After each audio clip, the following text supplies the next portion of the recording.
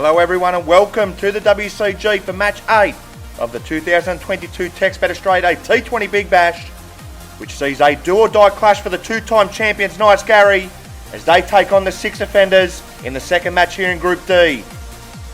For the Six Offenders, this is their first match in this year's tournament, but it's not for their opponents here in this contest, who after suffering a heavy defeat in match 4 must win this contest, otherwise they'll be bundled out at the group stage. Here, as you can see on your screens how the table lines up here in Group D.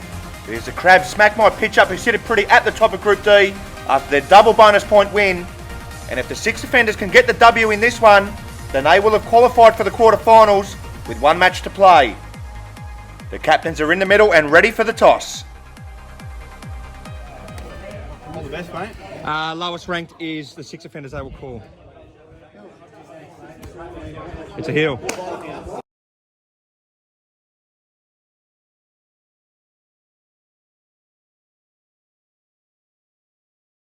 So it's the Six Offenders who win the toss here in match 8, and they've elected to bowl first. And as we take a look at their team for this year's tournament, it's as you were from the side that were eliminated at the group stage last time out. The side will this time be captained by Daniel Hancock, who takes over from his brother Nathan Hancock after last year's disappointing campaign, and the side is rounded out by Riley Cornforth. As we take a look at the two-time champions Nice Gary's side for this do-or-die clash, the side is captained by George Paneros once again. He is joined once again by Josh Bolling, and Jack Sullivan rounds out the man in blue. It was a dismal effort with the blade in their last hit out, not a single run coming from the bat, and they're going to have to turn that around if they're going to turn their tournament around. And just before we get underway, we'd like to thank our major partner for this year's tournament, TextBet, who have been fantastic since jumping on board. Bet local, bet with Tex.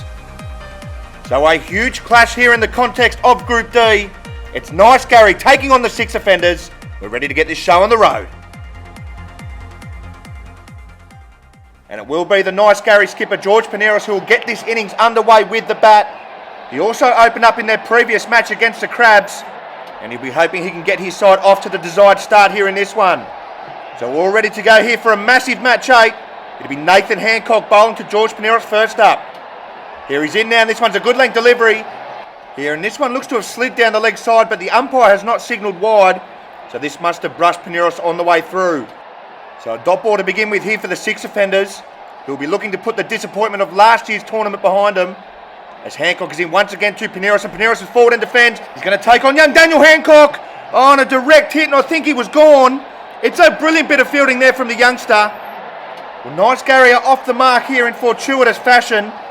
Paneros pushes it to the left of Hancock, who got a pretty handy bounce off the fence, turns and throws, and a direct hit, and he was well gone. So a dramatic start here in match 8. Nice Gary, no wicket for one in the opening over. As Nathan Hancock is in once again to Paneros. Oh, and he's got an entry to the keeper this time. So Paneros' luck hasn't lasted too long, and that's the first wicket down for Nice Gary. That is not the start they were looking for here in match 8. It's a thick outside edge, and the skipper has to go for one. Nice Gary 1 for 1. So a nightmare start for the two-time champions, as that wicket now brings Josh Bolling to the crease at number 2. Experienced enough here at this level, and we've seen him stand up with the blade here in this tournament before, and he's going to have to do it again. So it'll be Nathan Hancock. He's got his tail up to bowl to Josh Bolling for his first delivery, and it's a half volley. And how about that for first delivery? Bolling has hammered this down the ground to get off the mark in style, and Nice Gary are going to want to see plenty more of that. Nice Gary 1 for 5 as we arrive at the final ball of the opening over.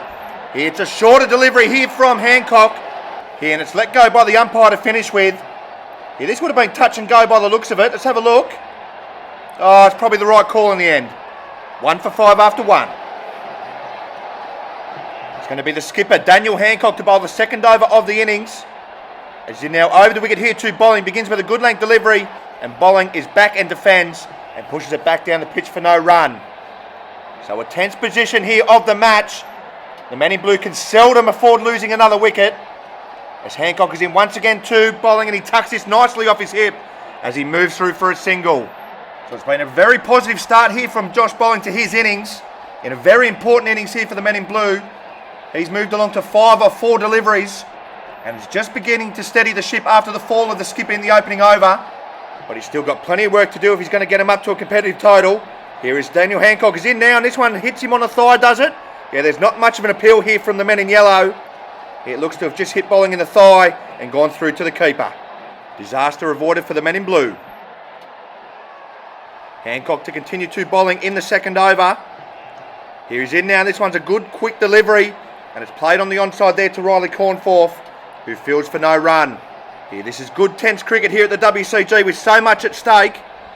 As Hancock is in for the final delivery of the over, and it's a play and miss there from Bolling. It's a good end to the over here for the 6 offenders. It's a play and a miss there from Bolling. Nice Gary, 1 for 6 after 2. So match 8 hanging in the balance as we arrive at the halfway mark of the first innings. Nice Gary, 1 for 6 after 2 overs. And can Bolling remain at the crease at the end and push him towards a healthy total? So the skipper goes back to his twin brother for the third over of the innings. Here he's in now. This one's a back of a leg delivery, and Bolling gets an edge through to the keeper. So Bolling won't be there at the end, and Nice Gary now in big trouble. Bolling, who was looking pretty handy at the crease, has to go for 5. Nice Gary 2 for 6. And their hopes are on life support. Well, the 2-time champions are staring down the barrel here in match 8, as that wicket now brings Jack Sullivan to the crease, the last man in. He's not known for his prowess with the bat, but he's going to have to get some sort of score here. Otherwise, the 2-time champs could be in big trouble. Here is Hancock's into Sullivan. I think he gets an inside edge, and this must have narrowly avoided the stumps. Well, that was nearly the moment for the 6 offenders. Oh, that could not have missed by much. A narrow escape. So Nice Gary hanging on for dear life here in match 8. Here is Hancock, who will continue over the wicket to Sullivan in the third over. Here he's in now. This one's a full delivery, but he's pushed this one down the leg side, and that'll be a much needed extra for the men in blue. So Nice Gary move along to 2 for 7, with 7 deliveries remaining in the innings. Can Sullivan get a couple away here to the boundary? Here as he plays this away on the offside, he sets off for a single as he takes on Daniel Hancock, who looks to have struck him with the ball, as Sullivan puts in the big dive to get there in the end. It's another impressive bit of fielding here from the 6 offenders skipper as he turns and throws. It's a big dive from Sullivan, who gets there in the end. So Sullivan off the mark in fortuitous fashion himself. As we arrive at the final ball of the third over. Here he hammers this, but he unfortunately from his point of view hammers it straight into the bin, and he'll move through for a single to end with. 2 for 9 with 1 to go. So it's going to be Riley Cornforth who will bowl the final over here of this innings. As he's now around the wicket to Sullivan, and Sullivan advances and hammers it, but he's hammered it over the fence. That's the innings over for Nice Gary, who have been dismissed for less than double figures once again in this year's tournament. And barring a miracle with the ball, they're staring down the barrel of a group stage exit. So in another dismal effort with the bat, the 2-time champions have been bundled out for less than double figures once again, as they can only manage 9 here in this contest. The only positive is all 3 members were able to score runs off the bat. Nathan Hancock, the star with the ball, picking up 2 for 8 of his 2 overs. And it's 10 to get for the 6 offenders to book their ticket through to the quarterfinals. So it's going to be the 6 offender skipper Daniel Hancock who will get this run chase underway. Had a fantastic tournament with the Blade 2 editions ago. Can he stand up for the 6 offenders once again? So it's 10 to get for the 6 offenders, as it'll be skipper v skipper for the first over.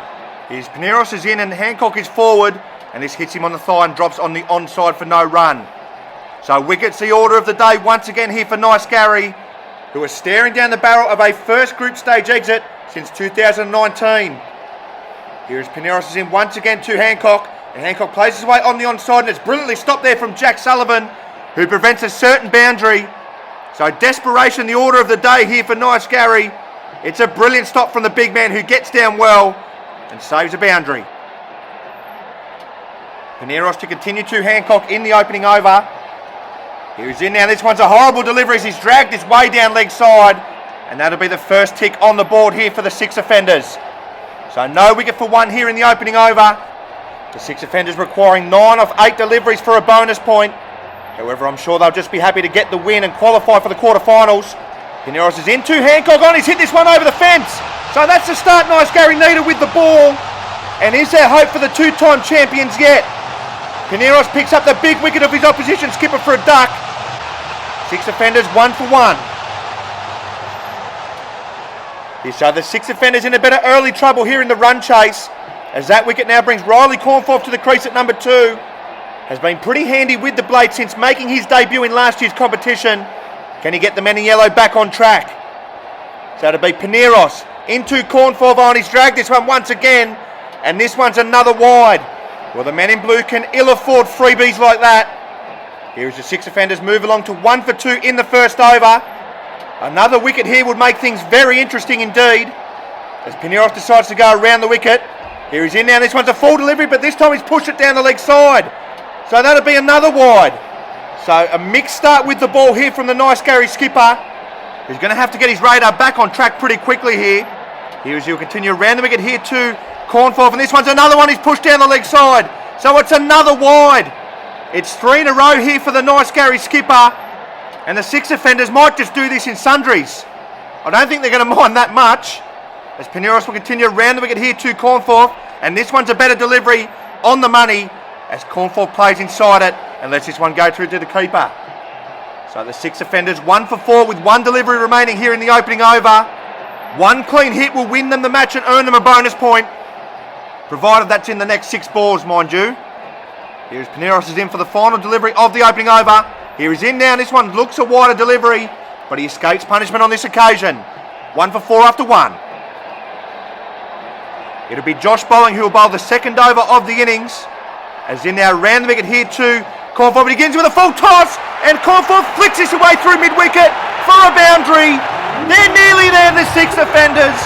Nice Gary's fate is nearly sealed. Just 2 to get. So the six offenders in sight of a bonus point, as Bowling is in once again, and this time he drops short and it's played away through mid-wicket once again. There it is for the six offenders. Nice Gary are out of this year's competition at the group stage. The six offenders have qualified for the quarterfinals after inflicting another heavy defeat on the two-time champs. So Nice Gary's dismal tournament has been compounded with a group stage exit. It was always going to be hard without their main man Harry Dean, as they have struggled to make runs here in this year's tournament.